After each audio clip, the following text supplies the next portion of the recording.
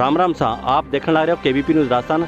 मैं खड़ा एक निजी शिक्षण संस्था में आज कागज फाउंडेशन की ओर एक बड़ो साहित्यकार सम्मान अठे तेवड़ी जो है इन कार्यक्रम में जिका ओम प्रभु जी कागज हा जिका राजस्थानी में बड़ा लिखारा हा बड़ा एक हस्ताक्षर रहा जिका समृद्धि में एक बड़ो कार्यक्रम राखी जो है। और इन कार्यक्रम में बीकानेर जिका बठारा विधायक है जेठाराम जी अठा सिरा पावना है। और कार्यक्रम में कागज फाउंडेशन की ओर 3 पुरस्कार जिका दी जगह डॉक्टर नवजोत भनोत ने हिंदी वास्ते और मंजीत जी युवा है वन साहित्यकार है। और दूसरा जो अंतिम पुरस्कार है जो अपने मनोज जी स्वामी राजस्थानी भाषा अने पुरस्कार दे जागो। और आप लगातार हमारे साथ बने रहो केबीपी न्यूज़ राजस्थान पर।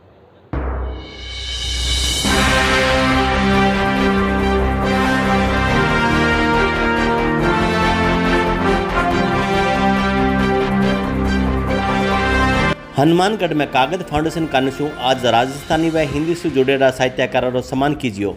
इन अवसर रे अंतर्राष्ट्रीय अवार्डी राजस्थानी भाषा रा साहित्यकार मनोज कुमार स्वामी व राजस्थानी भाषा रे जुड़ेला मनमित सोनी चूरुशु युवा साहित्यकार रे रूप में और हिंदी साहित्य रे जुड़ेला डॉक्टर नवजोत भनोत्रो कागज फाउंडेशन कानून कागज सम्मान देज सम्मान कीजियो।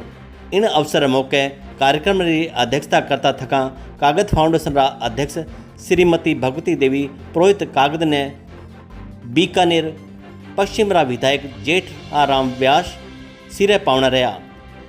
खास पावना हनुमानगढ़ रा विधायक गणेश राज बंसल और साहित्यकार श्रीफल और सवाल ओढ़ार उनारो सम्मान कीजियो।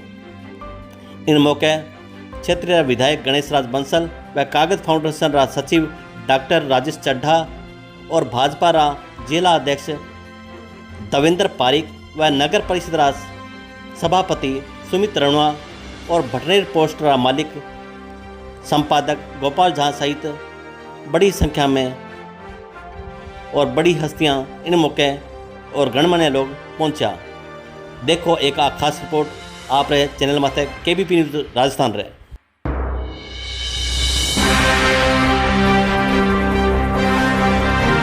भी हमने यही हो पाए अतिथियों को हमने आमंत्रित किया लेकिन 2 कार्यक्रम एक साथ हो गए तो थोड़ा सा एक व्यवधान इस बीच में आ गया है। इसके लिए क्षमा प्रार्थी हम आप सभी से, उन साहित्यिक बंधुओं से जो लोग दूर से हमारे बीच में आए हैं। बहरहाल कागज फाउंडेशन हर साल 3 पुरस्कार इस क्षेत्र के साहित्य के नज़रिए को देखते हुए देती है, जिसमें एक पुरस्कार हिंदी साहित्य में जो उल्लेखनीय योगदान रहा है उसके लिए दिया जाता है। एक पुरस्कार राजस्थानी में जो उल्लेखनीय योगदान रहा है उसके लिए दिया जाता है और एक युवा प्रतिभा के लिए पुरस्कार चयन किया जाता है जिसमें हिंदी और राजस्थानी दोनों भाषाएं शामिल हैं, जिसमें उत्कृष्ट जो रचनाकर्मी रहा हो, जो रचनाधर्मी रहा हो, उन्हें दिया जाता है।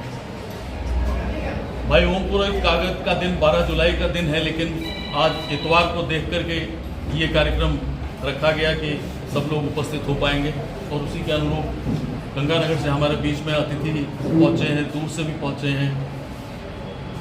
मैं बिना किसी भूमिका के, क्योंकि हम लोग बहुत ज़्यादा देरी से चल रहे हैं, इसलिए बिना किसी भूमिका के सबसे पहले, क्योंकि ओम पुरोहित कागज एक ऐसे व्यक्ति रहे हैं, एक अगर 2 शब्दों में उनके बारे में बात कही जाए तो वो ऐसे व्यक्ति थे कि जिस व्यक्ति से भी ओम जी की मुलाकात हुई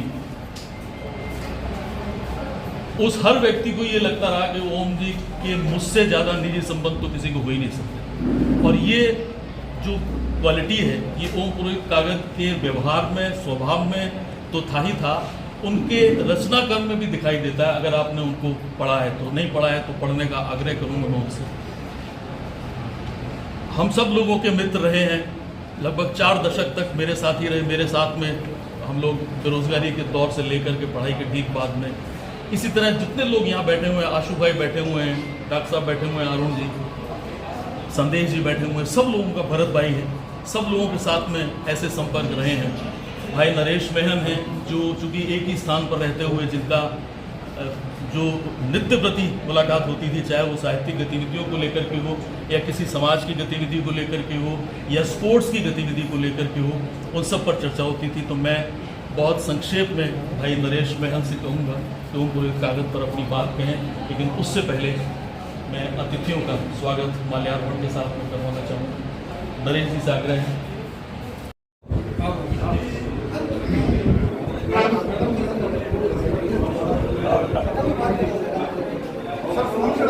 दारा सिंह जी माइक लगा दो यहाँ पे। वो क्या है माइक वाला? एक मिनट।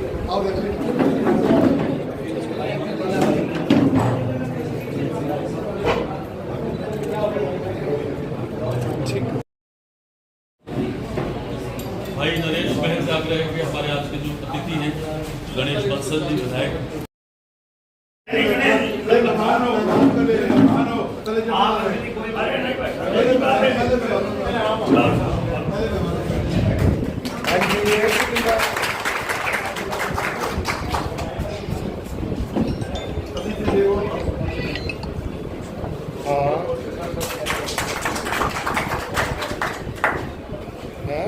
उनका परिचय होता है, इनका तो पता है।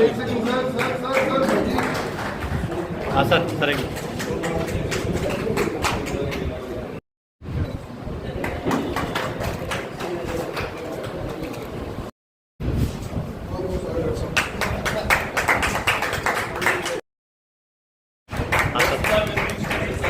एक मिनट सर, इधर एक मिनट सर।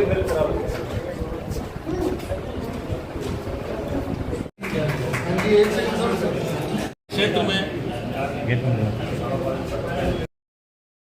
बहुत सारी संस्थाएं हैं जो प्रतिबद्ध हैं और खास तौर पर वो साहित्य सेवी जिनकी उपलब्धियां नवोदित साहित्यकारों के लिए बहुत बड़ा काम करती हैं और जिनकी उपलब्धियां समाज के लिए बहुत बड़ा संदेश देती हैं और साहित्य में उल्लेखनीय जो कार्य होता है उनका चयन किया जाता है निर्णायक समिति के द्वारा हर साल, और फिर आज के इस समारोह में उनका सम्मान किया जाता है।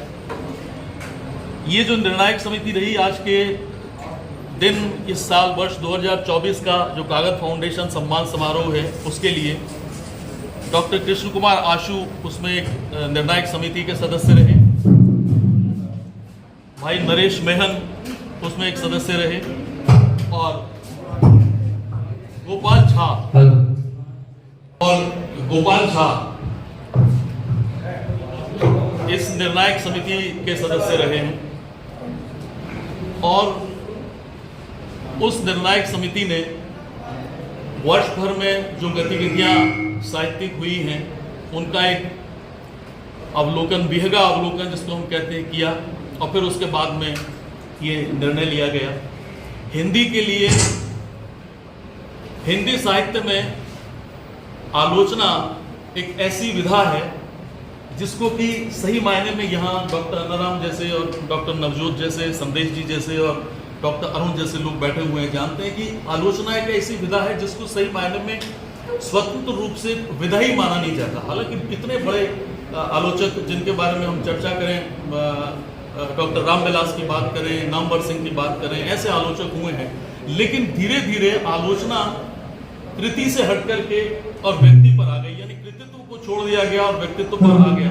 और ऐसे कठिन समय में जब विशुद्ध रूप से रचना को लेकर के आलोचना की बात होती है तो इस क्षेत्र में डॉक्टर नवजोत भनोत एक ऐसी प्रतिभा है जो गवर्नमेंट कॉलेज श्री गंगानगर में आप पढ़ाती हैं, प्रोफेसर हैं हिंदी की, और आलोचना पर जो उनका अभी ग्रंथ आया है, इसके अलावा जो और पुस्तकों पर जो समीक्षाएं उन्होंने लिखी हैं, जो समालोचनाएं उन्होंने लिखी हैं, आप हम सब लोगों ने पढ़ी हैं, और वो जो अद्भुत कार्य हुआ है वो निश्चित रूप से उल्लेखनीय है।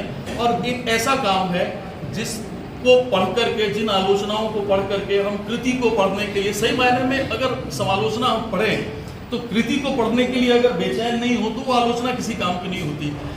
और नवजोत जी के साथ में ये बात रही है कि विशुद्ध रूप से कृतित्व को लेकर के जब आलोचना के प्रति वो समर्पित होती हैं तब ऐसी कृतियाँ निकलती हैं। बहुत सम्मान के साथ में हिंदी का जो सम्मान हमने दिया है कांग्रेस फाउंडेशन ने, वो डॉक्टर नवजोत भनोत को दिया है। मैं आग्रह करूँगा वहीं आप स्थान अपना वहीं रहे। और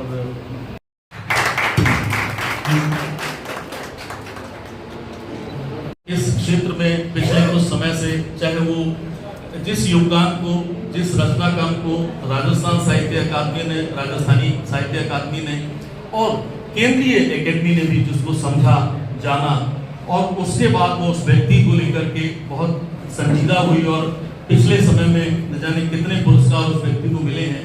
और पूर्णतः राजस्थानी को समर्पित जो व्यक्ति, क्योंकि किसी भी भाषा को हम कभी एडॉप्ट नहीं कर सकते, हमें अगर भाषाविद बनना है या उस भाषा में निष्णात होना है तो हमें उस भाषा को स्वभाव में लाना पड़ता है।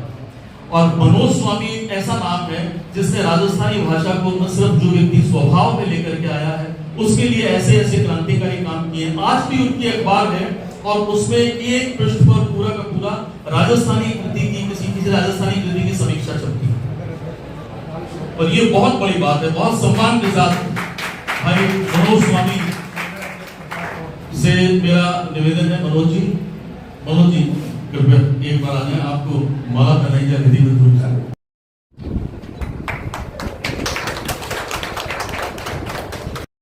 युवा प्रतिभा के लिए कागज फाउंडेशन की तरफ से दिया जाता है, और जिसमें ये कोई सीमा रेखा नहीं रहती है कि वो हिंदी हो कि राजस्थानी हो। हिंदी और राजस्थानी में समानांतर रूप से रचने वाले जो लोग हैं, उनकी किसी कृति को लेकर के, उनके कृतित्व को लेकर के, उनके रचना धर्म को लेकर के उस पुरस्कार का निर्णय किया जाता है।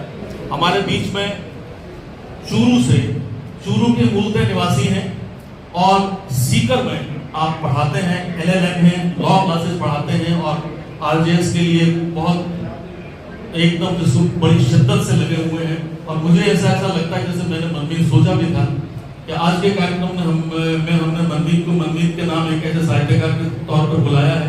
आने वाले कार्यक्रमों में हम एक जज के तौर पर मनमीत को देखेंगे निश्चित।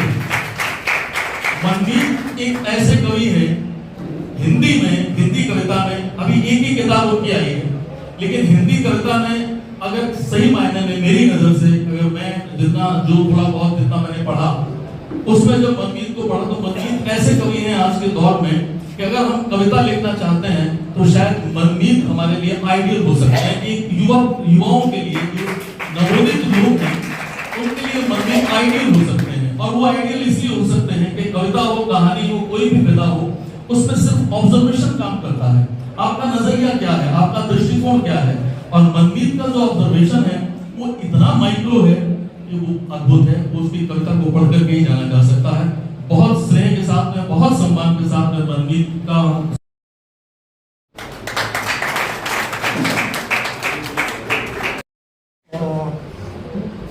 इस कार्यक्रम में पधारे हुए सभी महानुभावों का मेरा कागज फाउंडेशन की तरफ से हार्दिक अभिनंदन व स्वागत। ओम प्रोहित कागज अपने आप में साहित्य की एक बहुत बड़ी संस्था थे और उनका जन्म 5 जुलाई 1957 को कैथी सिंहपुर में हुआ।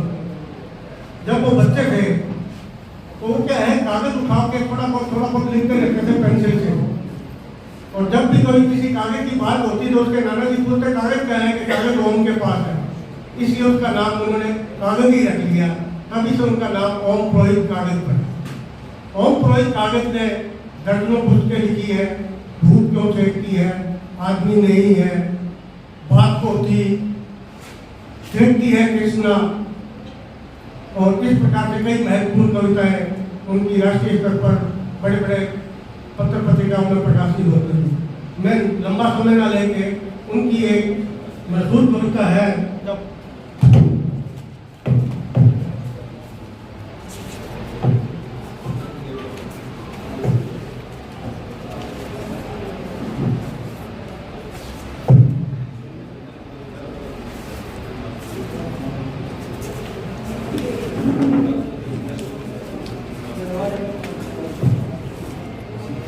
मैं आदरणीय विधायक साहब से निवेदन करूँगा, जब शिमला समझौता हुआ था पाकिस्तान के साथ, उसके ऊपर दो एक छोटी सी रचना है उनकी, और वो आज तक इसकी बैठ रही है कि उनकी रसोई में पकते रहे हुए कबूतर, उनकी रसोई में पकते रहे हुए कबूतर, जो हमने कभी शांति और मित्रता की तलाश में उगाए थे। उनकी रसोई में पकते रहे वो कबूतर जो कभी हमने शांति और मित्रता की तलाश में उड़ाए थे, तो हम आज भी शांति में मित्रता की तलाश में हैं। वो आज भी हमें कबूतरों की तलाश में है, वो आज भी हमें कबूतरों की तलाश में। एक उनकी कविता है, तू गाय जैसा आदमी है इसलिए तू घास खा, वो शेर जैसे आदमी है इसलिए तेरा मांस खाएंगे। वो शेर जैसे आदमी है इसलिए तेरा मांस खाएंगे। देखना लोकतंत्र में कोई भूखा न सोए। धन्यवाद विधायक साहब, ज़्यादा समय नहीं रहूँगा तो आगे कार्यक्रम कवि होते हुए भी ज़्यादा समय नहीं। कविता ऐसी अनेक कविताएं हैं जो अच्छे, अभी भाई नरेश ने जो कविताएं सुनाई, चाहे वो रामलाल की कविता हो या कबूतर की कविताएं, जब किसी वक्तव्य के रूप में स्थापित हो जाती है ना, तो तब उनकी ताकत का पता लगता है। और ऐसी कविताएं ओम पुरोहित काव्य की कविताएं थी। बहुत सारी चर्चा इस पर हम करेंगे, लेकिन उससे पहले मैं सबसे एक मैं सम्मान समारोह की तरफ आऊँ, क्योंकि विधायक जी को यहाँ से जाना है। मैं एक बहुत ही खुशी की बात है और उसका जो सबब है वो हमारे बीच में डॉक्टर अन्नाराम शर्मा है। अन्नाराम जी पहले गंगानगर गवर्नमेंट कॉलेज में थे, आजकल रूरल कॉलेज में हैं, हिंदी के आप प्रभारी हैं रूरल कॉलेज में, पहले गवर्नमेंट कॉलेज गंगानगर में थे। और इन्हीं के माध्यम से हमें बहुत एक सुखद सूचना प्राप्त हुई थी, और वो ये सूचना है, मैं विधिवत रूप से तो अन्नाराम जी जब अपनी बात कहेंगे तब वो उस वक्तव्य में वो विषय रखेंगे, लेकिन बहुत संक्षेप में ये बात मैं अपने सब मित्रों के साथ में साझा करना चाहता हूँ। वो ये है कि बीए के पार्ट थर्ड पार्ट में सेमेस्टर थर्ड में ओम जी की 5 कविताओं का चयन किया गया है। ये दरअसल सिलेबस का मतलब ये है कि जब एक तो हम कविता पढ़ने के लिए पढ़ते हैं और जब कविता पढ़ाने के लिए पढ़ी जाती है उस वक्त उसका सुख अलग होता है, उसका आनंद अलग होता है। आज निश्चित रूप से ये बहुत बड़ी घटना है और सम्मान समारोह के लिए मैं सबसे पहले यहाँ मंच पर आग्रह करूँगा डॉक्टर नवजोत भनोत से, जिन्हें हिंदी के लिए कागज फाउंडेशन ने अपने सम्मान के लिए चयन किया, जिनका सामने आ जाए और उन्हें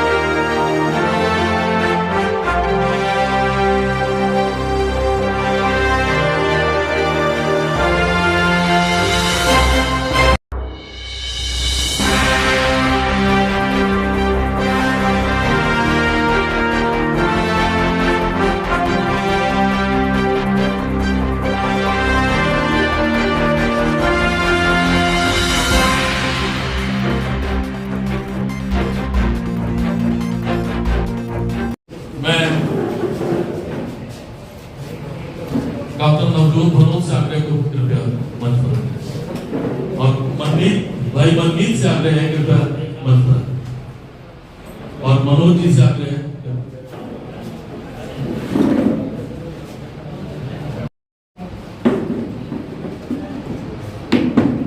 कार्यक्रम बहुत व्यवस्थित था, है भी, लेकिन कुछ व्यवधान हो जाते हैं। 2 कार्यक्रम एक साथ में हो जाते हैं तो थोड़ी दिक्कत आ जाती है, कुछ ऐसी दिक्कत है। लेकिन जो साहित्यिक कार्यक्रम होते हैं अमूमन बहुत धीरे गंभीर तरीके से, बहुत धीमी गति के समाचारों की तरह आयोजित होते हैं।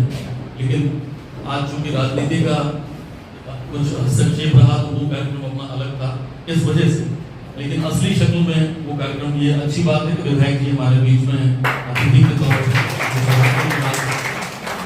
और ये हर्ष का विषय है कि ओम जी के परिवार से विधायक जी बहुत भली भांति परिचित है। आज हम लोग इकट्ठे आए थे, विधायक जी मैं आपको बताऊं, मैं भाभी जी और बच्चे सब साथ थे। जैसे ही मैं उतरा तो हम लोग अंदर आने लगे, बोले कि नहीं थे तो भारत पब्लिका ने रहमत पड़ गई। तो ऐसी स्थिति थी। ये बहुत अच्छी बात है, एक पारिवारिक सदस्य की तरह वो हमारे बीच में है। मैं भारती ओम जी की बड़ी सुपुत्री है भारती कागत, वो पढ़ाती भी है। वो अपनी बात, क्योंकि आज पिता की स्मृति का दिन है, मेरे लिए पितृ की स्मृति का दिन है और इनके लिए पिता की स्मृति का दिन है। मैं अक्सर ये बात हम लोग अक्सर आपस में चर्चा करते हैं कि कभी भी कोई ऐसा दिन नहीं होना चाहिए कि किसी मित्र के जाने के बाद में उस मित्र पर बोलना पड़े। बड़ा मुश्किल होता है, और उस मित्र पर बोलना पड़े जिसको कि वो भली भांति जानता हो, जिसको कि बहुत अच्छी तरह से, जिस व्यक्ति के बारे में हम जितना ज्यादा जानते हैं उस व्यक्ति पर उतना ही कम कहा जाता है। ये स्वभाव है व्यक्ति का। भारती से मैं आग्रह करूंगा, भारती। अतिथि सभी को मेरा सादा चरण स्पर्श।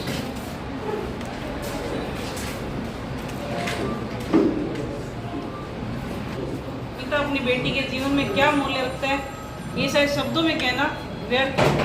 ना मैं शब्दों में इसको पिरो सकती हूँ, ना मैं कह सकती हूँ, लेकिन फिर भी मेरे जीवन में मेरे पिता का सबसे बड़ा आगे बढ़ने का एक ऐसा रास्ता है जिसे हम अभी तक तय करते जा रहे हैं। शायद जब तक जीवन है तब तक तय करते जाएंगे। कुछ पंक्तियाँ, कुछ यादें हैं उनके साथ। जैसे एक बेटी को सामान्य सभी को साधारण सा प्यार मिलता है, पुचकारना, बैठना, ऐसा हमें सानिध्य नहीं मिला। हमें सिर्फ सानिध्य मिला साहित्यिक विषय को लेके, पढ़ाई को विषय को लेके सबसे सामूहिक चर्चा, जो सिर्फ अकेले में नहीं सबके साथ ही की जाती थी। जैसे आप लोग आए हो इनके साथ, ये मेरी बेटी है, ये कर रही है, ये मेरी बीएड कर रही है, ये कर रही है, आप बताओ। ऐसा ही मेरा उनके साथ संपर्क। लेकिन मैं जब भी पढ़ती थी, मैंने राजस्थानी में एमए किया है, हिंदी की है। राजस्थानी में कोई जैसे शब्द, मैंने बुक जो किताब पढ़ी थी उसके अंदर मैं कुछ अटक गई थी, तो मैंने जैसे पूछा कि पापा मेरे को ये शब्द नहीं आ रहा है, तो आप मेरी बताओ कि तू अभी अपने आप पढ़, मैं मीटिंग में हूँ, बाद में बात करूँगा। फिर मैंने दोबारा कॉल किया 1 घंटे बाद कि अभी पढ़, मैं बाद में बात करूँ। ऐसे करते करते रात की 2 बज गई। 2 बजे मुझे मैसेज आता है, हाँ अब पूछ क्या करना है। मैंने कहा ये शब्द है मेरा, बुक जो शब्द क्यों लिखा गया, क्यों किताब आएगी, तो मुझे सब पूरा बताया गया। फिर मुझे उस बुक को दोबारा पढ़ने नहीं पड़ा और उसमें सबसे अच्छे नंबर आए थे मेरे। पिता है तो जीवन है, पिता है तो सार है, पिता है तो मान है, पिता है तो अभिमान है, पिता है तो मेरा स्वाभिमान है। आज मैं यहाँ हूँ, मुझ में ऐसी कोई योग्यता नहीं है कि मैं यहाँ खड़े होकर 2 शब्द बोल सकूँ, लेकिन फिर भी शायद मेरे पीछे ही खड़े हैं या आगे खड़े हैं, आपके रूप में खड़े हैं, जो मेरे साथ है, जो मुझे यहाँ बोलने का संबंध प्राप्त किया है। धन्यवाद। मैंने वो एक बात पहले नहीं कही, हर व्यक्ति के हृदय में वो पुरोहित कागज बसता है। हर व्यक्ति के साथ में इतने आत्मीय संबंध होते रहे हैं कि जो व्यक्ति अपनी बात करता है, जो वो व्यक्त करता है अपनी बात को, तब एहसास होता है कि हाँ देखिए वो पुरोहित कागज में क्वालिटी ये भी थी, पुरोहित कागज में ये भी क्वालिटी थी। अगर मैं अंकिता को यहाँ बुलाऊंगा, अंकिता छोटी बेटी है और इसको उनकी ने कभी बेटी माना ही नहीं, इसको बेटा ही माना हमेशा। भाई भरत ने ये पहले तो कह दिया कि मैं बोलूंगा नहीं, मैंने भी ठान लिया था कि इसको बोलना नहीं है।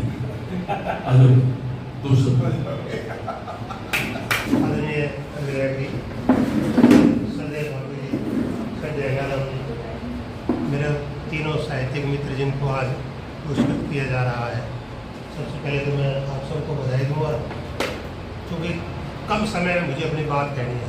मैंने भाई राजेश को पहले कहा था कि मैं ओम जी पे ठीक से बोल नहीं पाऊँगा। एक बार जब राज की कोचिंग क्लास में एक कार्यक्रम हुआ था ओम जी पे, तब मुझे पहले कहा गया था कि आपको ओम जी पर नहीं बोलना है, बल्कि ओम जी की पुस्तकों पर बोलना है। तो तब मैंने पूरी पुस्तकों पर बहुत गंभीरता से बात रखी थी। ओम जी के व्यक्तित्व पर बोलना अलग है और कृतित्व पर बोलना अलग है। उनका व्यक्तित्व जैसे भाई राजेश ने कहा, हम सब मित्रों को ये लगा कि ओम जी मेरे बहुत नज़दीक हैं। उनका स्वभाव ऐसा था, हर आदमी को चाहे भले ही छोटा हो चाहे भले ही बड़ा हो, वो हमेशा पहले फ़ोन करते थे। फ़ोन पे हमेशा रात को 2 बजे भी वो उपलब्ध रहते थे और आत्मीयता से जब भी कोई चीज़ उनसे पूछते, जब उन्होंने मुझे याद है, जब मुझे पहली पुस्तक उन्होंने मुझे भेंट की थी तो मुझे बड़ा आश्चर्य हुआ था कि इतना बड़ा लेखक और एक छोटे लेखक को अपनी पुस्तक अपने हाथ से वो भेंट कर रहा है। तो व्यक्तित्व के रूप में हर क्षेत्र में, चाहे भले ही मित्रता के रूप में हो, चले भले ही भारती ने बताया एक पिता के रूप में हो, भले एक पति के रूप में हो, भले ही बापू जी के यहाँ मिलते थे, भले एक बेटे के रूप में हो, भले भाई के रूप में हो और भले ही मित्र के रूप में हो, एक उत्कृष्ट व्यक्तित्व उनका रहा है हर क्षेत्र में। बात करें अगर साहित्य की, तो मैं उनकी तमाम पुस्तकों से, पहली पुस्तक से लेकर आखिरी पुस्तक से पंचलड़ी तक मैं अगर सारी पुस्तकों की बात करूँ, मुझे कभी लगता था कि वो राष्ट्रवादी विचारधारा के व्यक्ति हैं। लेकिन जब मैं उनकी कविता पढ़ता हूँ कि रामलाल तो गाय जड़ो आदमी है सर घास का, और वो सिंह जड़ो आदमी है मांस खांसी थारो, देखिए लोकतंत्र में कोई भूखो नहीं रहेगा। जब ये कविता पढ़ता हूँ तो लगता है कि वो प्रगतिशील विचारधारा के कवि है, जनवाद के कवि है। मेरा ये मानना है कि कभी भी किसी भी वाद और कभी विचारधारा से नहीं होता, वो वाद और विचारधारा से ऊपर बैठ कर होता है, वो सीमाओं का अतिक्रमण करता है। और साहित्यकार का मुख्य काम होता है कि किसी अंधेरे में बैठे हुए व्यक्ति को वहाँ से उठा करके और प्रकाश के अंदर खड़ा कर देना। ओम जी की सारी कविताओं के अगर उदाहरण है तो सारी कविताओं में यही मानवता है कि जो व्यक्ति अंधेरे के अंदर खड़ा है, उस अंधेरे में खड़े व्यक्ति को उन्होंने प्रकाश में खड़ा करने का काम किया है, उसे रास्ता दिखाने का काम किया है। इस क्षेत्र में जितने भी कवि हुए हैं, चाहे भले वो चंद्र सिंह बिरकाड़े हुए हों, चाहे भले मोहन आलोक हुए हों, चाहे जनकराज पारिक हुए, चाहे भले रामकुमार ओझा हुए, कन्यादान भारत हुए, सारे जितने इस क्षेत्र के जो बड़े रचनाकार हुए, ओम जी उनका सानिध्य भी मिला और हम जैसे जो उनकी बाद की पीढ़ी गए उनको भी ओम जी का उतना ही प्रेम मिला। तो ओम पुरोहित इस पूरे दोनों अंचल में, भले जब हम साहित्यिक कार्यक्रम में बात करते हैं, भले हनुमानगढ़ और गंगानगर हमारे दो अलग अलग डिस्ट्रिक्ट हो गए हैं, लेकिन आज भी साहित्यिक रूप से जब हम बात करते हैं तो हम हनुमानगढ़ और गंगानगर को अलग कर ही नहीं सकते। इसलिए इस पूरे हमारे अंचल के एक वरिष्ठ रचनाकार को, और जब चूँकि ओम जी का प्रमोशन होने के बाद में जब वो यहाँ शिक्षा विभाग में अधिकारी बने थे, तो उसके बाद हमने कहा भाई साहब कुछ काम अतिरिक्त हो गया, लिखने पढ़ने का कम हो जाएगा। क्या नहीं अब भी तो असल काम बढ़ेगा, अभी तो ज़्यादा मैं लिख सकूँ। लेकिन दुख क्यों रहे हो कि भाई आपने सामने, क्योंकि ओम पुरोहित कागज से बहुत ज़्यादा उम्मीदें थी राजस्थानी को, राजस्थानी आंदोलन को, राजस्थानी कविता को, लेकिन वो सब कुछ वो नहीं होता है जो हम सोचते हैं। मालिक को कुछ और ही मंजूर था और वो समय से बहुत पहले चले गए। लेकिन भले ही वो चले जाए, साहित्यकार के बारे में ये कहते हैं कि भले ही राजनेता है, भले ही पद पर है, कोई भी किसी भी बड़े IAS है, IPS है, जो भी पद पर है, पद का व्यक्ति एक ना एक दिन भूतपूर्व होना ही होना है। प्रधानमंत्री भी एक दिन भूतपूर्व होगा, लेकिन एक रचनाकार, एक साहित्यकार ऐसा व्यक्ति है जो कभी भूतपूर्व नहीं होता, वो अभूतपूर्व होता है। भले कालिदास हो, भले मीरा हो, भले तुलसी हो, भले सूर हो, भले जायसी हो और भले ओम पुरोहित कागज हो, वो आज भी वर्तमान है और आने वाले समय में वर्तमान रहेंगे। कभी कभी किसी मुंह से ये नहीं सुना जाएगा कि भूतपूर्व साहित्यकार ओम पुरोहित कागज। ओम पुरोहित कागज के शब्द हैं, वो जीवित हैं और वो हमारे बीच में उनके शब्द जो है वो हमेशा प्रेरणा देते रहेंगे। आज मैं बड़े भरे हुए मन से मेरे मित्र को याद करता हूँ कि जो उनका मिशन था, जो उनकी इच्छा थी इस क्षेत्र को साहित्य में आगे लेकर के जाए। ओम पुरोहित कागज फाउंडेशन जो है वो भाभी जी के नेतृत्व में बहुत बेहतरीन काम कर रहा है और जब भी आप हमें याद करेंगे हम उसी तरह से आपके साथ मिलेंगे। आपने मुझे यह बुलाया, धन्यवाद, शुक्रिया। एक बार पुनः मेरे तीनों मित्रों को मैं फिर से बधाई देता हूँ। और जैसा कि पूर्व विदित है, विधायक जी को जाना है, पहले तो विधायक जी थे उनको भी जाना था, आपको भी जाना है। मैं उनसे अपनी बात, विधायक सबसे छोटा होता है और अगर कोई विधायक अपने आप को बड़ा मानता है तो मैं उसको मूर्ख समझता हूं। जिन लोगों ने मुझे वोट किया है, मुझे चुन के विधानसभा में भेजा है, वो सब मेरे मालिक हैं। और मालिक के नाते वो मुझे आदेश दे सकते हैं, और सबसे छोटा मुझे गलती करता हूँ मुझे माफ भी कर सकते हैं। इसलिए मेरा ये स्पष्ट है। तो इसलिए मैं कोई बड़ा व्यक्ति नहीं हूँ, मैं बहुत छोटा व्यक्ति हूँ, और इस छोटे व्यक्ति को आपने बड़े इस आसन पे दिखाया है, इसमें पुनः आपका आभार करता हूँ। भारत माता की। ये कवि सम्मेलन ग्रुप होते जा रहे हैं जी जी।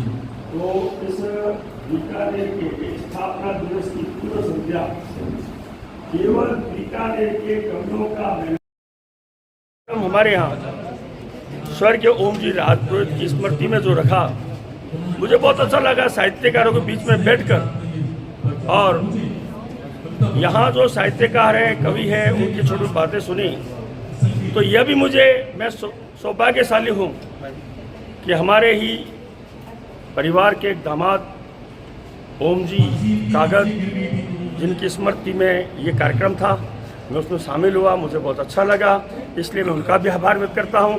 सबसे ज़्यादा मैं धीरज जी का आभार व्यक्त करता हूँ कि उन्होंने मुझे इस पूरे कार्यक्रम में शामिल होने का एक मौका दिया है, इसलिए मैं उनका पुनः आभार व्यक्त करता हूँ। और यहाँ हनुमानगढ़ के जितने भी हमारे साथी हैं, इतना प्रेम दिया है मुझे यहाँ पहुँचते ही, इसलिए मैं उनका भी आभार व्यक्त करता हूँ। और हनुमानगढ़ इसी प्रकार दिन प्रतिदिन प्रगति करती रहे, मैं ये भगवान से भी प्रार्थना करता हूँ। माणसाला सळ करणारी स्त्री, मेघाला सळ करणारी स्त्री बहार देवे, माणसाला सळ करणारी स्त्री बहार देवे, एने खातर वेंगे रखना है, एने खातर अच्छा मिले, एने गर्मी दे, विद्या में सालों ठंडो दे, दूर से टाल दे, ये इनके घटना हमें यहाँ अवसर मिला, और आपसे भी क्या।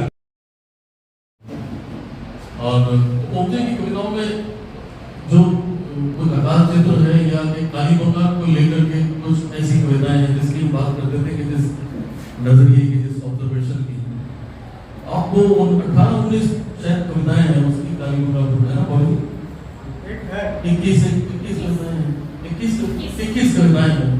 अच्छा, वो 21 कविताओं में अंतर से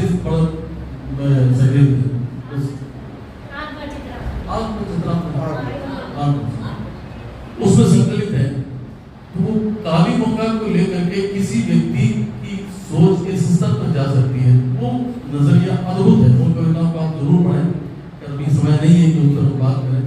हमारे बीच में आदरणीय रघुवीर शर्मा जी हैं, हम सबके आदरणीय हैं, और शिक्षा विभाग से जुड़े रहे हैं अधिकारी के पद पर, उनसे मेरा निवेदन है अपने बात आशीर्वचन जरूर। सम्मानित मंच और सभी विद्वान साथियों, शायद आपको इस बात का ध्यान नहीं है कि ओम कागज जब शिक्षा विभाग में पदस्थापित हुए, तो सबसे पहले राजकीय उच्च प्राथमिक विद्यालय नंबर 1 हनुमानगढ़ टाउन में मेरे पास आए। मैं प्रधानाध्यापक था। मुझे कहने लगे कि मेरा यहाँ पदस्थापन हुआ है, ड्राइंग का टीचर हूँ। मैंने कहा बहुत अच्छी बात है, ठीक है, ड्राइंग की यहाँ रिक्त थी, आप आए। तो मेरा सबसे छोटा लड़का प्रमोद कुमार, वो भी साहित्य से जुड़ा हुआ था, और अब भी वो साहित्य के अंदर जो है विभिन्न प्रकार की कविताएं और किताब लिखता है। ओम जी से उसका बहुत बड़ा मेरा लगाव था। मेरे को कहने लगे कि ओम जी को समय कम मिलता है, आप थोड़ा ध्यान रखें। मैंने कहा ध्यान ओम जी रखेंगे, मेरा ओम जी ध्यान रखेंगे। तो लिखने पढ़ने का जितना काम था वो ओम जी किया करते। तो अपने कार्य में वो इतने व्यस्त रहते थे कि जो काम उनको सौंप दिया उस काम को वो बड़े व्यक्तित्व होकर के किया करते थे। थे, ऐसा लगा। बहुत लंबा हमारा साथ रहा। ईश्वर की मर्जी जो है वो ऐसी ही थी कि वो बहुत युवा अवस्था में सभी को छोड़ गए, लेकिन अभी कहा भी गया है कि कभी कभी जो है जाता नहीं है, वो अमर ही है। तो मैं ओम जी को आज अपनी ओर से श्रद्धा सुमन प्रस्तुत कर रहा हूँ, और भाई भी बैठी है, इधर इनकी माता जी बैठी है। इन सभी ने बहुत ही साहसिक कदम उठाते हुए और पुस्तकालय का स्थापना जो है वो स्कूल वो मंदिर के अंदर जो है पुस्तकालय, लोग जाते हैं, पढ़ते हैं और पढ़ना भी चाहिए। इनकी रचनाएं पढ़ने से आदमी जो है बहुत आगे बढ़ता है। तो मैं सभी राजेश जी को भी, स्वामी जी को भी, बहुत पुराने जानकार हैं और शायद याददाश्त ना रही हो, दासा बैठे हैं। तो मैं आप सभी को, आप सभी का अभिनंदन करता हूँ कि आपने मेरे को सुना, और ओम जी का जो पहला अपॉइंटमेंट था उसके बारे में भी आपको थोड़ा नॉलेज हुआ कि किस तरह के व्यक्ति थे। हम शाम को 4-5 बजे जब छुट्टी हो जाती तो ओम जी कहते गुरु जी जाओ काम कर देते हैं, क्या करना है आज कैसे को पूरी करनी है, क्या और काम करना है। ऐसा नहीं था भाई, आज के ज़माने में तो जगह टाइम है ही नहीं किसी के पास। मैं बड़ा ताज्जुब करता हूँ, 97 में मैं एज ए लेक्चरर रिटायर हुआ, राज्यपाल से पुरस्कृत हूँ। आज मैं सिविल लाइन में रह रहा हूँ, लोगों को जाते हुए देखता हूँ, मुझे बड़ा अचंभा होता है। पानी की बोतल अपने घर से ले जाते हैं, और एक गवर्नमेंट ने जो सबसे हमारा काम किया है वो ये है कि रोटी जो है वहीं खुलाने शुरू कर दी। तो बहन जी भी, मैं इशारा ऐसे ही कर रहा हूँ। मेरे पास एक शिकायत आई, हमारा गांव फतेहगढ़ से सुमित्रा थी, वो एडमिनिस्ट्रेटर थी, कहता था ये एक काम करो, मेरे को ये बताओ कि 2 अध्यापिकाएँ हैं और घर से आटा लेके आती हैं टिफिन में, और जैसे ही चौथा घंटा बजती है तो 2 बच्चियों खड़ी करके जाओ मेरे लिए रोटी बना। तो ऐसी व्यवस्था हो गई। मैं शिक्षा प्रसार अधिकारी भी रहा, पंचायत समिति रहा, इसी में मैंने एक प्रधानाध्यापक को ये संदेश दिया कि भी किसी भी बच्चे की जन्म तिथि जो है वो आप छोड़ना मत, जन्म तिथि अवश्य लिखना। और वहाँ ऐसी परंपरा थी, मेरे से पहले जो अस्थायी थे पंचायत समिति में, कि कोई नहीं रह पड़े फेर भर जाएगा। तो एक बार ऐसा एक केस हो गया एक प्रधानाध्यापक पर, और वो बड़ी मुश्किल से जो उसने अपना लारा छुटाया। तो मेरे कहने का तात्पर्य ये है कि ऐसे व्यक्तित्व के धनी जो हैं, अगर हमारे समाज में राजस्थानी भाषा के लिए प्रयत्न करें तो ऐसी कोई बड़ी दुविधा नहीं है कि हमारी विधानसभा में इसको जो है पारित ना किया जा सके।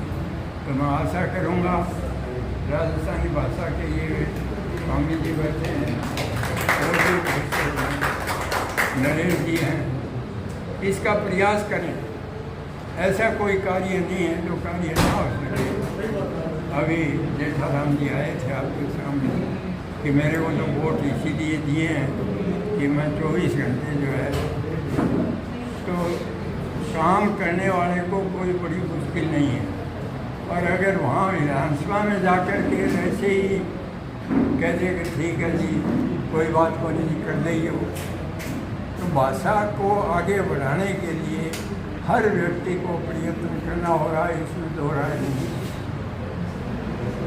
तो मेरा निवेदन यही है सभी से, विद्वानों से, कि भाषा को आगे बढ़ाने के लिए, राजस्थानी भाषा को आगे बढ़ाने से कितने फायदे हैं। RAS में पेपर होता है मान लो, तो इसमें जो बच्चा राजस्थानी भाषा का होगा वो नंबर अधिक लाएगा, इसमें कोई दो राय नहीं है। तो मैं यही एक आपसे निवेदन करूँगा कि भाषा को आगे बढ़ाने के लिए आपका जो भी प्रयास किसी भी तरह से है, तो इसको आगे बढ़ा करके राजस्थानी भाषा को जो है मान्यता दिलाने का कष्ट करें। हम जी को समझाएंगे।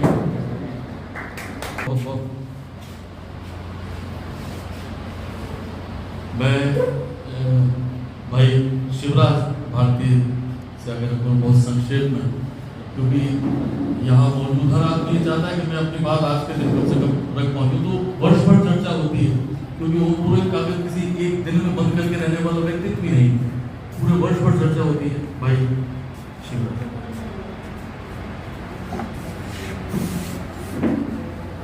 आदरणीय मंच ने नमन और आज पुरस्कृत तीनों साहित्यकार में बहुत बहुत बधाई। एक दूहो आदरणीय भाई कागज जी ने मैं समर्पित करूं।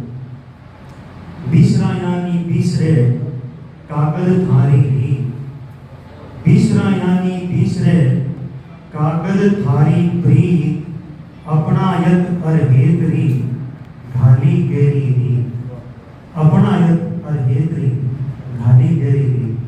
भाई कागज जी जितनी बात अभी तक पूर्व होता गई, वास्तव में अपनाए तो प्रीत वो भंडार हो। हर आदमी के लाखों जानी मैं भी बामे सालों जाना नजदीक हूँ।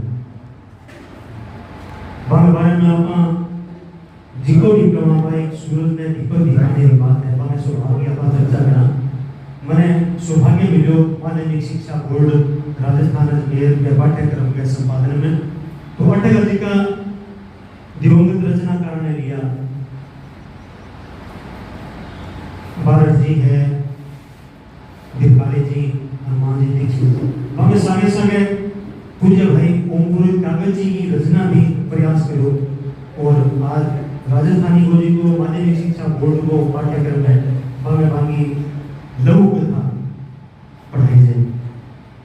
और अभी पिछले दिन भाई साहब को बातचीत हुई, माननीय राम जी की अभी घोषणा की, तो भाई साहब चर्चा हुई कि बाकी अपना रखना रचना कोई कमा रखना, तो पूज्य भाभी जी से आग्रह करके बाकी को तमा दी। और मैं धन्यवाद करूँगा भाई राम जी को, कहते हैं तो इन चीजें समझो कि वास्तव में कागज जी इकट्ठे स्वामी जी की मौका है कि तो बड़ो है।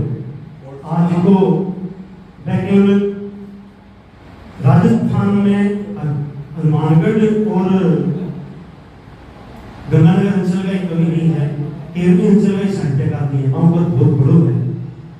और वहां के मार्गदर्शन में जी तीन त्यार हुए हैं, भाई भरत जी ओड़ा है और गंगानगर जी का हमारा साथी है भाई आशु जी है, और बांग्ला जी का मित्र मेरा भाई राजेश जी चड्डा, नरेश जी महन। तो एक तो अच्छा काम होना है कि राजस्थान में के हिंदी में ये अंचल में अभी मैं मानूं है वो मार्गदर्शन है भाई कागज जी को। तो मैं ज़्यादा टाइम नहीं दूंगा और एक बार पुनः बहुत बहुत श्रद्धांजलि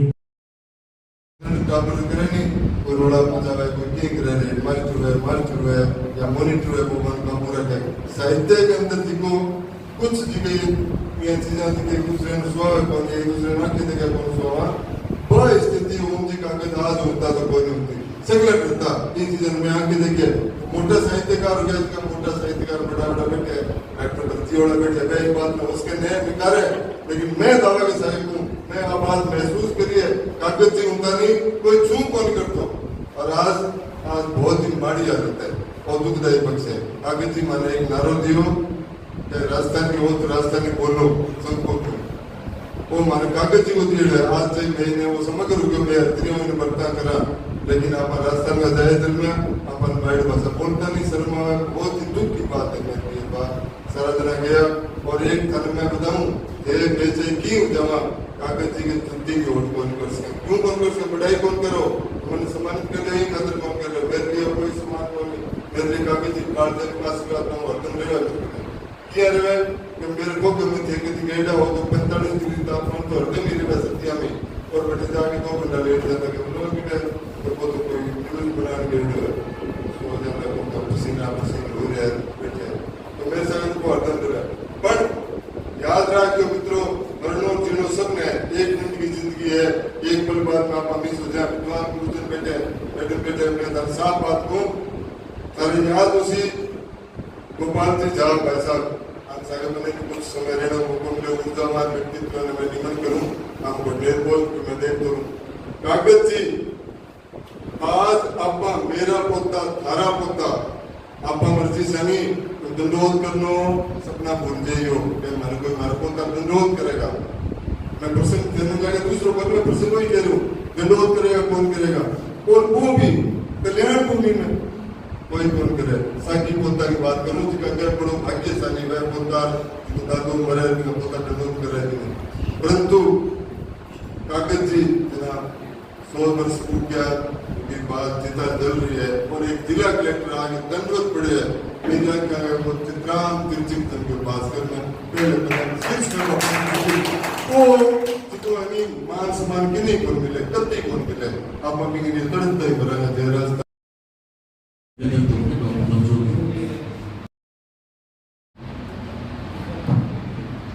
साहित्य और समाज की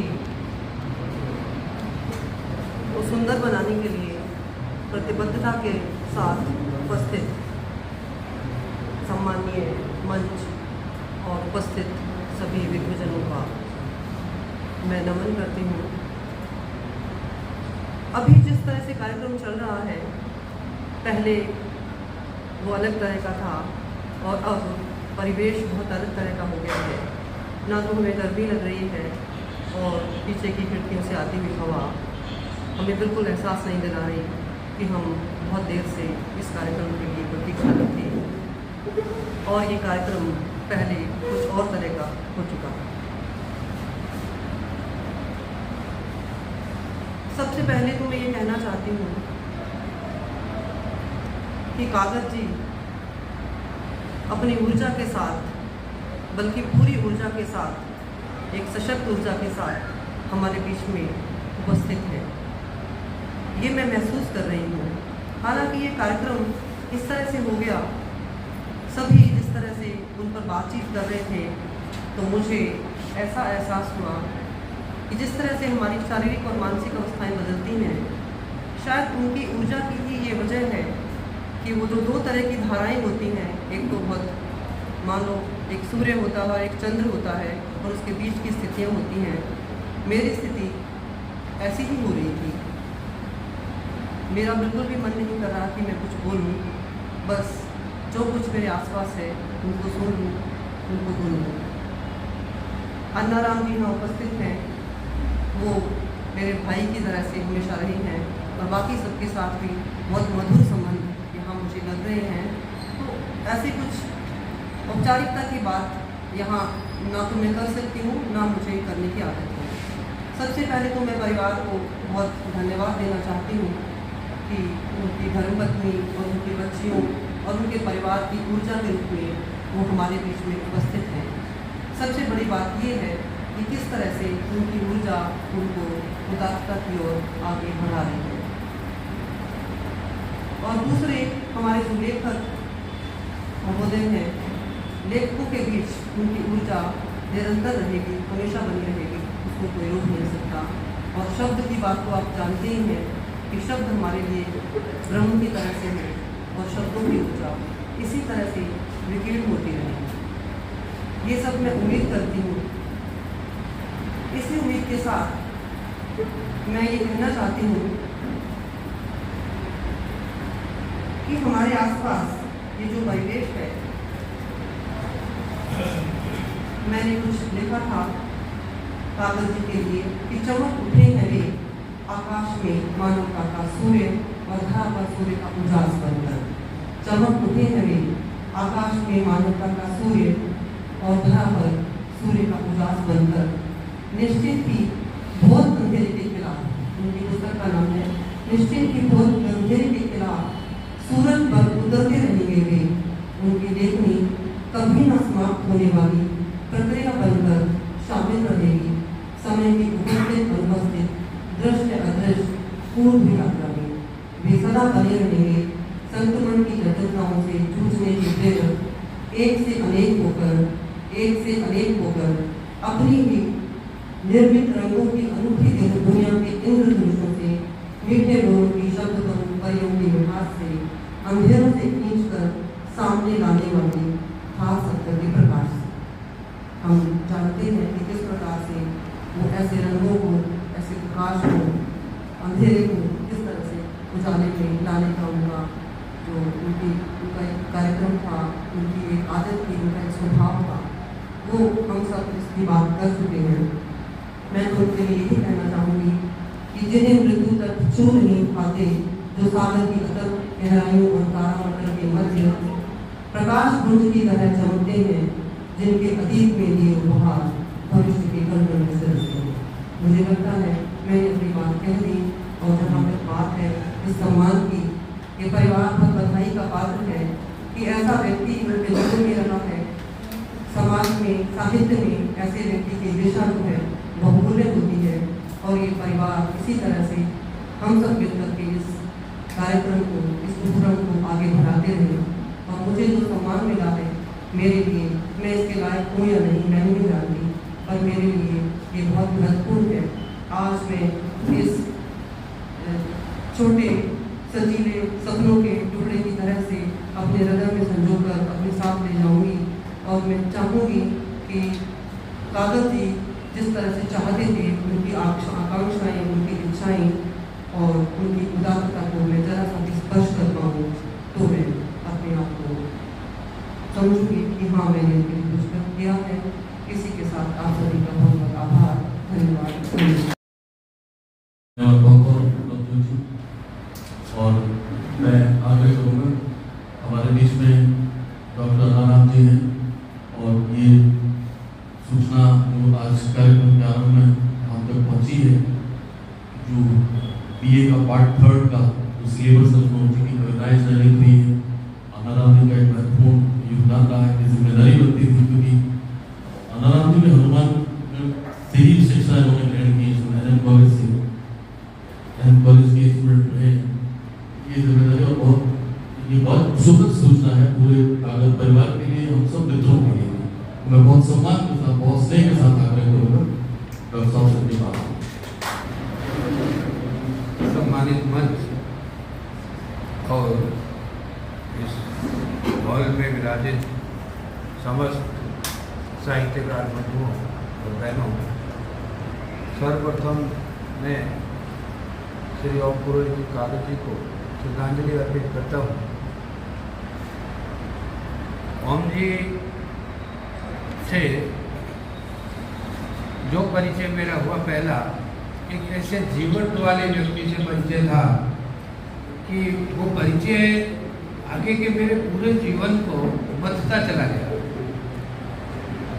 वो अवसर था 2014 का, जब श्री गंगानगर में अखिल भारतीय साहित्य परिषद की ओर से एक राष्ट्रीय संगोष्ठी हुई थी।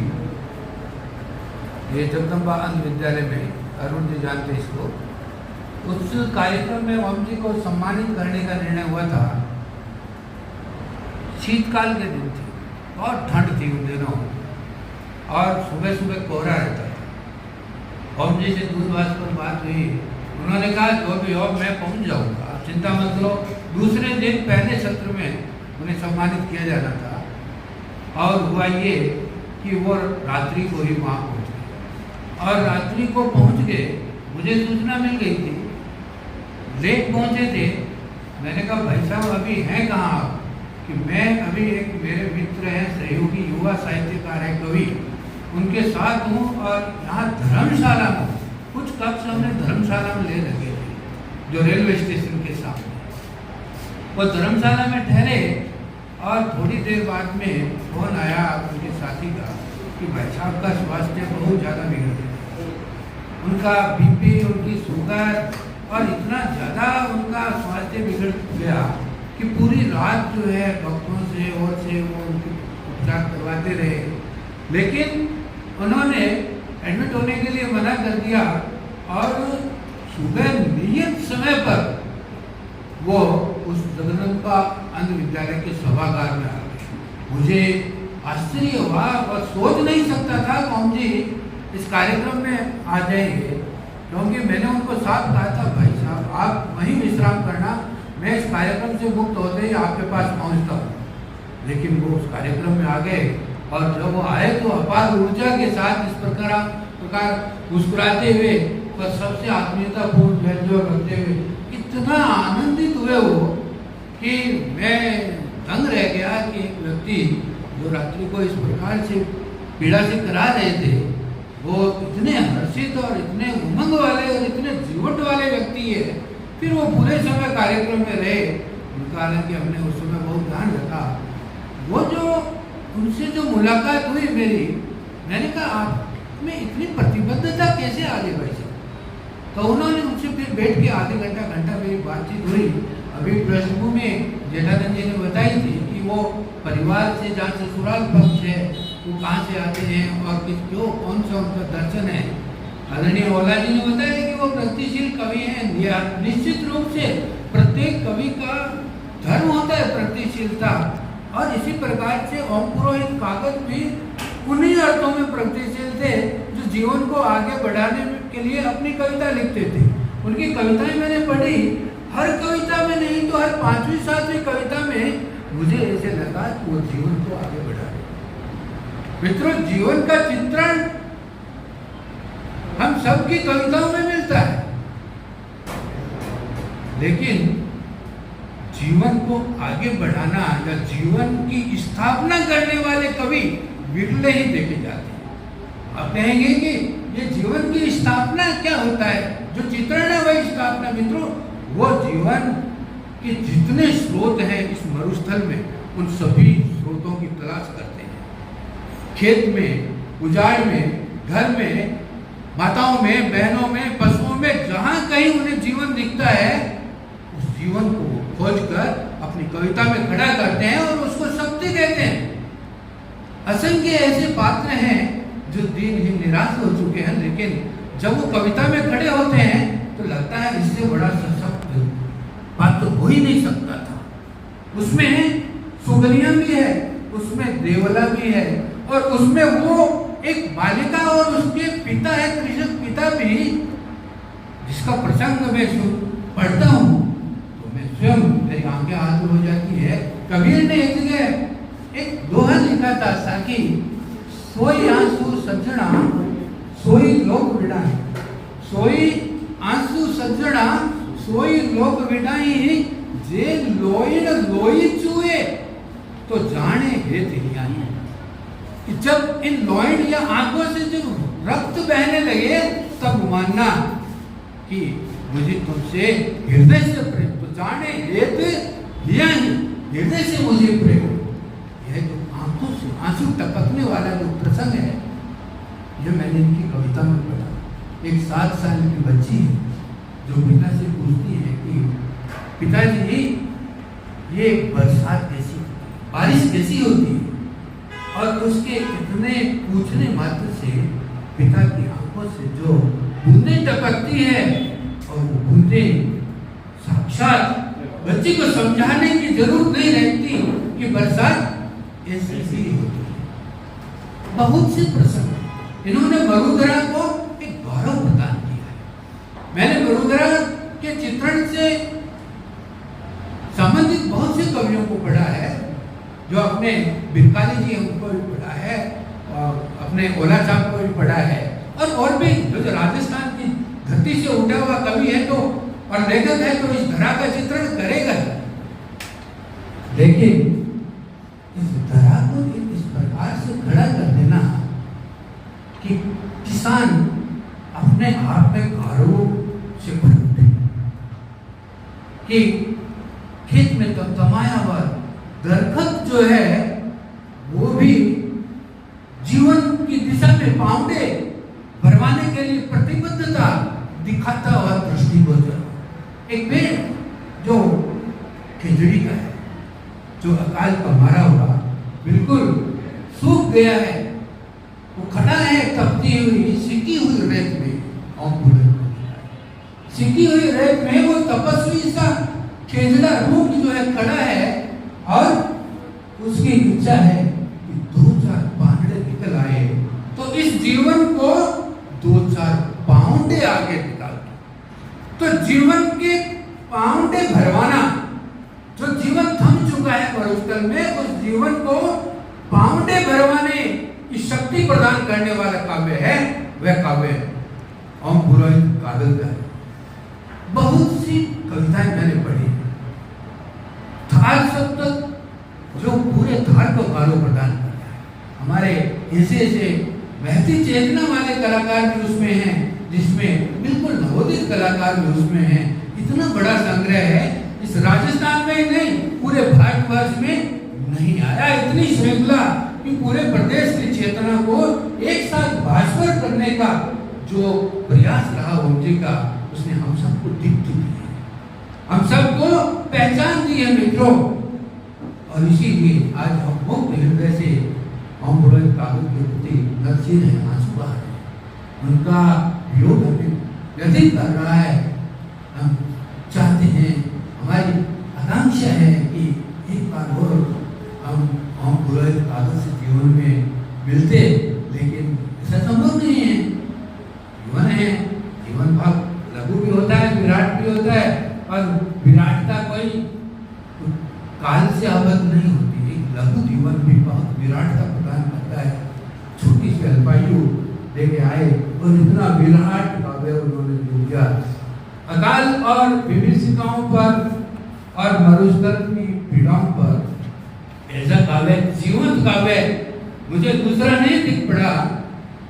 इसलिए मैंने जो पाठ्यक्रम में जो उनकी रचनाएं ली है, असंख्य लोगों से, असंख्य तो नहीं कहूँगा, कई लोगों से विचार करने के पश्चात उन कविताओं को उठाया है जो इस क्षेत्र की पीड़ाओं का, इस क्षेत्र की चेतना का, क्षेत्र के विविध वर्णित रंगों का प्रतिनिधित्व करती है। वो थार मरुस्थल से संबंधित जो उनकी कविताएं हैं, उनको मैंने इस बार 5 रचनाओं को ये द्वितीय वर्ष के पाठ्यक्रम में स्थान दिया है। काफी समय से इच्छा थी कि ओमजी की रचनाएं लगनी चाहिए पाठ्यक्रम में। मैं बोर्ड ऑफ स्टडीज में कई बार रहा हूँ, हर बार कहीं न कहीं कोई लोचा लगा देते थे किसी कारण से, किसी न किसी प्रकार से। इस बार सहयोग से मुझे ही उसका संयोजक बनाया, तो मैंने कहा इस बार तो मैं शुरू से ही रास्ता साफ कर दूंगा। मुझे कहा विकल्प दिए गए, भाई साहब ये, भाई साहब ये, भाई साहब ये।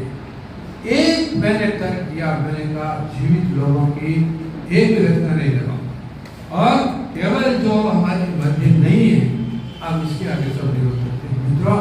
लेकिन मेरी आस पूरी हो गई। ओम पुरोहित कागज तो मैंने काम बहुत करवाया, मैंने शोध कार्य बहुत करवाया। मैंने कहते 4 या 5 तो लघु शोध प्रबंध एमफिल के और एमए के करवाए। एक राजस्थान के श्री गंगानगर हनुमानगढ़ अंचल की राजस्थानी कविता, इस पर एक बड़ा काम हुआ। और मेरा शोधार्थी जो भी था उसने कहा सर ये ओम पुरोहित कागज तो राजस्थानी में भी है, हिंदी में भी है। मैंने कहा जितना लिख सकता है लिख, और उसने एक कवि को 50 प्रश्न, एक जो है आपके सामने है कि इतना बड़ा कवि इस धरा पर, मैंने बहुत से कवि पढ़े हैं, बहुत से कवि देखे हैं, लेकिन ओम पुरोहित कागज को समझा नहीं गया मित्रों।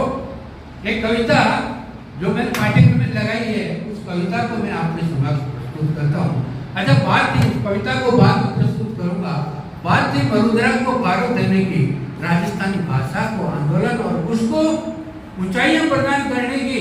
केवल आंदोलन नहीं किए उन्होंने, अपनी हिंदी कविताओं में उन्होंने राजस्थानी के जो प्रयोग किए हैं शब्दों के, वो भी लक्षण है।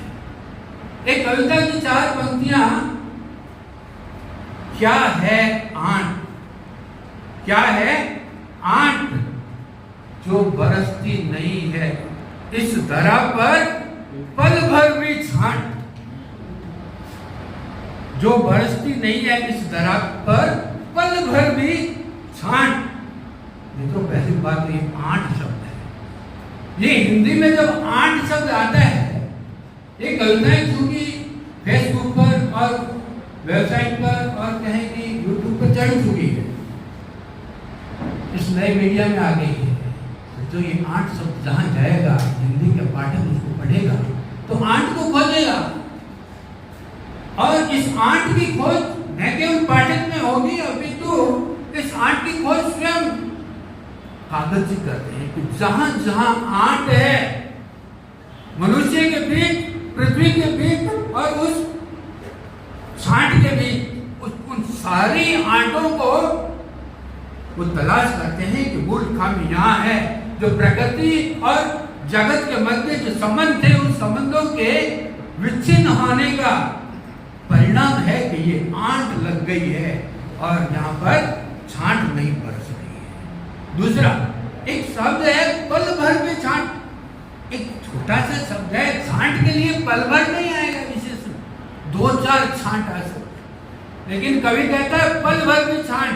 इसका अर्थ है कि वो अकाल की जो दीर्घकालीन जो स्थिति इस राजस्थान में रहती है, अकाल के असीमित विस्तार की ओर वह संकेत कर रही है, काल का आयाम ग्रहण करती है कविता, और लगता है कि हाँ, ये कवि कोई साधारण कवि नहीं, एक एक शब्द हमें सोचने के लिए बाध्य करेगा। इस प्रकार के जो शब्दों का जो सृजनात्मक प्रयोग किया है हिंदी में, राजस्थानी शब्दों का इतना सटीक और इतना रवानगी युक्त प्रयोग, वो मुझे और कई लोगों में दिखा, लेकिन वहां लग रहा है कि ये सब कृत्रिम प्रयास हो रहे हैं, लेकिन यहाँ लग रहा है कि ये राजस्थानी भाषा की समृद्धि और हिंदी भाषा की समृद्धि के लिए ये बहुत जरूरी है कि इस भाषा को विस्तार देने के लिए हम हिंदी में जगह जगह जहाँ पर सटीक बैठते हो वे राजस्थानी शब्दों का प्रयोग करें। ये प्रवृत्ति हमें कागज में दिखाई पड़ती है। मैं बात कर रहा था उसी कविता की, वो कविता क्या है, एक पूरी की पूरी स्त्री हो गई है। इस मरुधरा का जो बिंब उन्होंने गढ़ा है वो बिंब विलक्षण है मित्रों। मैंने इसीलिए ये विद्यार्थियों का मामला था, विद्यार्थी के निर्माण के लिए हम जिस कल्पना शक्ति की अपेक्षा करते हैं, जिस सौंदर्य की अपेक्षा करते हैं और जिस ताकत की अपेक्षा करते हैं, वो ताकत हालांकि इनकी सभी कविताओं में है, लेकिन ये मेरा व्यक्तिगत चयन भी हो सकता है, व्यक्तिगत रुचि भी हो सकती है कि मुझे स्थानिकता की दृष्टि से विद्यार्थियों के सामने जब मैं भारतेंदु हरिश्चंद्र से प्रसाद से होता हुआ भवानी प्रसाद मिश्र तक आता हूँ और उसके बाद में एकाएक में ओम पुरोहित को कागज को वहाँ खड़ा करता हूँ, तो इसका अर्थ है कि मेरी दृष्टि है स्थानिकता, इस धरा को गौरव प्रदान करना हमारा परम लक्ष्य होना चाहिए, जिसमें हमने जन्म लिया है, जो हमें संघर्ष की पीठिका हमारी निर्मित कर रही है। उस धरा को एक स्त्री चेतना के माध्यम से उन्होंने एक नए ही बिंब के साथ आकार प्रदान किया है। मैं वो कविता उनकी बार बार पढ़ता हूँ और हर बार मैं सोचता हूँ कि कैसा विलक्षण लिखा है कवि ने। मैं आपके सामने कविता भी रखता हूँ। हरा कर देगी कविता है, हरा कर देगी, वो मुझे इसमें निकल नहीं रही है, आपके उसको फोन पे निकल आएगी, जिसमें वो धरती है, धरती पर बीज पड़ता है और बीज को धरती खा जाती है, फिर बीज पड़ता है, बीज तो धरती, चूंकि उसमें पानी नहीं है, लेकिन उस बीज को बचाती है और वो उसके बाद में उसको पेड़ के रूप में, पौधे के रूप में खड़ा करती है। जो ये सृजन राग है जो अनवरत चल रहा है, वो बिंब पूरा स्त्री का है और वो बिंब हमें सोचने के लिए बाध्य करता है कि भक्ति के अनेक रास्ते हो सकते हैं, लेकिन सृजन का जो रास्ता है वो स्त्री को, एक स्त्री के व्यक्तित्व को जो गरिमा देता है, वह गरिमा भौतिक संप्रति में नहीं है। वो गरिमा रात दिन वुमन लिप आंदोलन करने वाली या झंडा उठाने वाली महिलाओं के हिस्से में नहीं आता है। वो एक नया ही रूपाकार स्त्री का उसमें दिखाई पड़ता है जो भौतिक परिस्थितियों से। तो मेरे कहने का अर्थ ये है कि एक श्रेष्ठ कवि मुझे पढ़ने को मिला है और पढ़ाने को मिला है, और हमारे लिए गौरव का विषय है कि राजस्थान के गंगानगर और हनुमानगढ़ अंचल के जो प्रतिनिधि कवि हैं, जो विराटता को भी समझते हैं, जो मानवीय संवेदनाओं के तो कुशल चितेरे हैं ही, जो लेकिन इस धरती का जो बिखरा हुआ जीवन है, उस जीवन को वो सीधे सीधे अपनी अतिथि या कहेंगे अपनी उंगली और इस पर रखते हैं।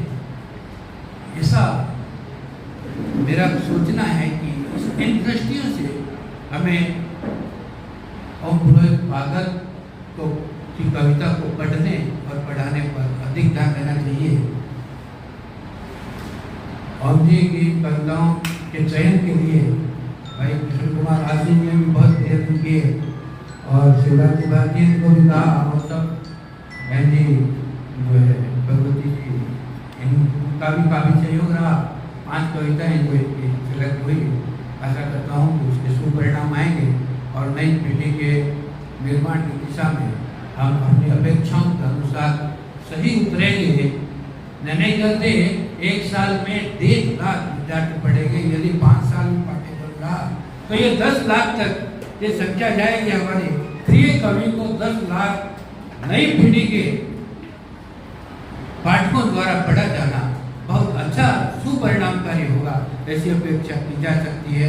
आपने मुझे यहाँ आमंत्रित किया और मेरी सुना, इसके लिए बहुत बहुत धन्यवाद। आपका हार्दिक रूप से आभार बहुत विस्तार से मुझे पूरे कृतित्व पर, पूरी कविता पर बहुत विस्तार से प्रोफेसर ने अपनी बात कही। और जिस आंचलिकता की बात आप कर रहे हैं, जो आंचलिक शब्दों को लेकर के, एक बहुत समय पहले आंचलिक समारोह अकेडमी जो थी वो आंचलिक समारोह भी करवाया करती थी अंचल को लेकर।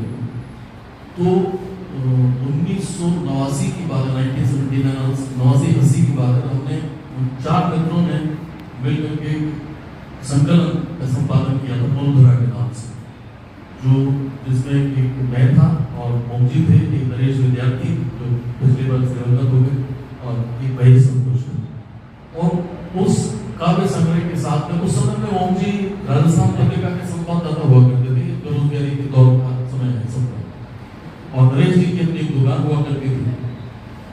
और उस कविता संग्रह के लिए, उस संग्रह के लिए हमने देश भर के रचनाकारों से रचनाएं आमंत्रित की। बड़ा उत्साह था, हेतु भारद्वाज भी थे, बहुत सारे लोग थे, बड़े नाम, सब लोगों का कविताओं को लेकर के। और उसकी परंपरा ऐसा हमने किया कि एक मनी ऑर्डर फॉर्म जो था वो साथ में भेजा करते थे कि आप 20 रुपये हमें दें, हम आपको 2 प्रतियां देंगे। 3-4 हज़ार रुपये मात्र उसका प्रकाशन का खर्च हमने पता कर लिया था। तो वो सारी किताबों को, उसको रचनाओं को फिर दुरुस्त भी करना और उन मनी ऑर्डर फॉर्म्स को लेकर के अलग करना, रचनाओं के साथ एड्रेस जोड़ना, वो सब काम नरेश जी की दुकान में होता था, जिनका नाम गिफ्ट हाउस था।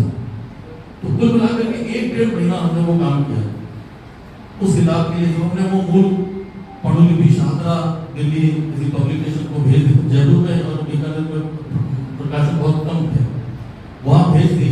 तो उसके बाद में ये हुआ कि वो निरंतर बंद रहने की वजह से नरेश जी की तो दुकान बंद हो गई।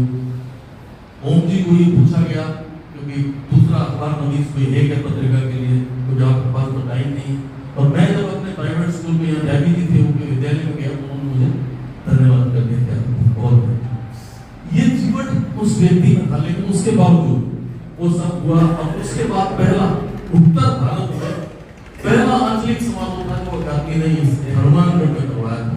और ये सब उनकी वजह से, उन सब एक ऐसे मित्रों की वजह से, ऐसे व्यक्ति की स्मृति में बहुत कुछ कहा जा सकता है। कविता तो नहीं कह सकते, लेकिन 18 जून को मेरा नेट का एग्ज़ाम था, तो मैं किसी शब्द को लेके अटक गई थी। तो सडनली मुझे याद आया कि अगर पापा होते तो शायद मैं ये मेरी अटकल नहीं होती। उसी संदर्भ में किताबों के पन्ने पलटती हूँ तो दूसरा पन्ना निकल आता है, किताबों के पन्ने पलटती हूँ तो दूसरा पन्ना निकल आता है, और फिर वापस पीछे पलटती हूँ तो वही पन्ना वापस आ जाता है, फिर वापस पन्ना पलटती हूँ तो वही वापस पन्ना आ जाता है। लेकिन ज़िंदगी के कितने पन्ने पलटती हूँ, लेकिन ज़िंदगी के कितने पन्ने पलटती हूँ तो कुछ नहीं आता, आता तो बस यादें, यादों के साथ जुड़ी हुई बातें, तो उनके साथ बिताए हुए ऐसे पल जो सिर्फ याद हैं। ना ज़िंदगी आती है, ना ज़िंदगी से जुड़े पापा आप आते हो, ना ज़िंदगी आती है, ना ज़िंदगी से जुड़े पापा आप आते हो। आती हैं तो आपकी बातें, आपकी यादें, और जो मेरे जीने का सहारा बन गई है। आप थे तो कुछ खास था, आप थे तो कुछ खास था, आप थे तो मुस्कुराहट थी, आप थे तो बचपन था, आप थे तो खिलखिलाहट थी, आपसे ही ज़िंदगी थी, आपसे ही सब था, घर की रौनक भी आप ही थी। अब ना तो घर है, ना आप हो, ना दीवारें हैं, बस मकान है, और उस मकान की ईंटें हैं जो आज आपको चीख चीख के पुकारती है कि कहाँ हो आप जो मकान को घर बनाती थी, कहाँ हो आप जो मकान को घर बनाती थी। बस चीखें निकलती हैं और आपकी यादें आती हैं। धन्यवाद। सम्मानित मंच, सभी साहित्य प्रेमी जन, पहले तो मैं आप सबसे क्षमा चाहती हूँ कि आज की जो व्यवस्था में थोड़ा सा मुझे बहुत अजीब लगा। मेरी तो यही काम था, कागज जी के पास आते थे और मुझे उनको चाय रोटी, मुझे रात को 1 बजे उठा के कहते थे, मैं बड़ी उत्साह से करती थी और मुझे बहुत अच्छा लगता था। मेरा मन कुछ और हो गया, आध्यात्मिक की ओर चला गया, फिर मैं उसमें भजन वगैरह लिखने लगी, तो यही लाइन रहा। उसके बाद अब लिखती हूँ, कुछ कविताएं लिखी मैंने, अब लिखती हूँ, तो कुछ सब लिखने के बाद मुझे लिख नहीं पाती कि कौन देखेगा, कौन सुधारेगा, इसलिए ये काम नहीं हो सकता मेरे से। मैं नवजोश जी से और मनोज जी से और सोनी जी को बधाई देती हूँ कागज सम्मान से सम्मानित होने पर, और डॉक्टर साहब का मैं क्या मुमकिन शब्दों से आभार व्यक्त करूं। जो आज कागज जी को सम्मान मिला है, वो सम्मान मिला, उससे मुझे बहुत खुशी हुई है, और खुशी के लिए मेरे पास शब्द भी नहीं है।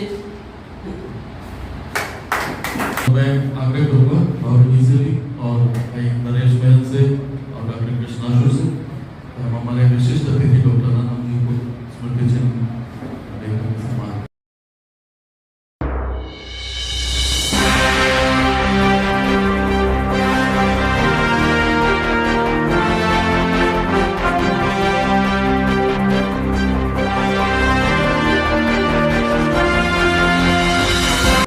कागज फाउंडेशन का सम्मान समारोह जो हर वर्ष आयोजित होता है, इसमें हिंदी, राजस्थानी और एक नवोदित रचनाकार को सम्मानित किया जाता है। इस बार हिंदी के लिए डॉक्टर नवजोत भलोत का सम्मान किया गया है, राजस्थानी के लिए सूरतगढ़ से भाई मनोज स्वामी का सम्मान किया गया है, और युवा रचनाकार के तौर पर मनवीर सोनी जो चूरू के हैं उनका सम्मान किया गया। हर बरस उनकी भी पुण्यतिथि पर यह आयोजन होता है, और आज भी बहुत बेहतरीन कार्यक्रम रहा, और यही कोशिश रही कि ओम जी को हम सुने, पढ़ें, उनकी पुस्तकों को पढ़ें, जानें।